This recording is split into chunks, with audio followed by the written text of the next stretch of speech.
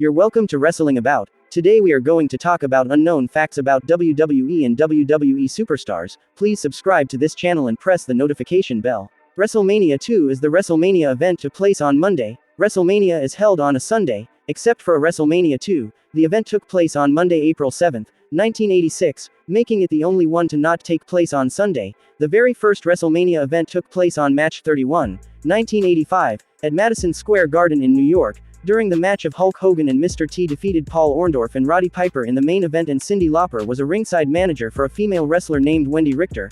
This isn't a knock on anyone who uses a ring name. People have used stage names in entertainment. It's just interesting to see that out of the almost 40 WrestleMania we've had a main event with both performers using their real names. Do you know any other cool WWE facts? These obviously aren't all of them. However, what do all these matches have in common? Until WrestleMania 6, every main event had at least one competitor using a ring name. WrestleMania 19 saw former NCAA heavyweight wrestling champion Brock Lesnar challenge for Olympic gold medalist Kurt Angle WWE Championship, and it's the first main event in the history where both men were using their real names. We look at Undertaker these days, we see an elder statesman of the wrestling industry. Also, who was it that defeated Hogan in Final World Championship in 2002? Also, just going with this, when Seth Rollins cashed in his Money in the Bank contract at WrestleMania 31, he became the first wrestler young than Stone Cold Steve Austin has never defended the WWE Championship at WrestleMania. When it comes to who the bad guy stars in WWE, that Stone Steve Austin sits near the top. There's an argument to be made that he was the biggest draw ever, though a certain other Hall of Famer might slightly disagree with that. Kane wasn't wearing a mask then, obviously, but it certainly is weird how things like this kind of come full circle. Speaking of which, let's move on to the man Kane defeated for the title. Coined entirely, Kane's other world championship reign would come from defeating Rey Mysterio at Money in the Bank 2010. At King of the Ring 1998, then champion Stone Cold Steve Austin defended his title against Kane. If that PPV sounds familiar, it's because it was the same show where Undertaker and Mankind. John Cena has won the WWE World Championship 16 times. John Cena is one of the biggest superstars in WWE, a wrestler with history, and who have become relevant in the industry before moving to Hollywood as actor.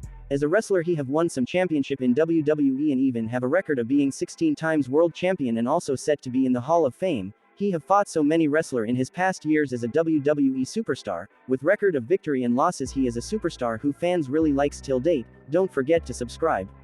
Brock Lesnar and Kurt Angle were the first WWE WrestleMania main event. As mentioned before, everything circles back, and following the being vacated, it was Flair who ended up champion the next month after winning the Royal Rumble. At 26 years old, the soon-to-be Hall of Famer The Undertaker was also the youngest person to win the championship at the time. That record would be broken by Yokozuna a few years later. Much like his storyline brother Kane we just talked about him, Undertaker's first WWE Championship reigns didn't last particular long. The dead man cost the title to Hulk Hogan about a month later at the This Tuesday in Texas event, following some mistimed interference by Ric Flair. Mark Calloway was born on March 24, 1965, almost 2 years after the title was established. At 6 years old, the soon-to-be Hall of Famer was also the youngest person to win the championship at the time. The title, now known as the WWE Championship, was established on April 25. It was won by the original Nature Boy. WrestleMania Ziv saw Austin earn his first victory against Shawn Michaels. The next year, he regained the title in the main event against The Rock. The Texas Rattlesnake may have been one of the greatest world champions of all time, but he never once walked into WWE biggest show with the title around his waist, usually walk out wearing it.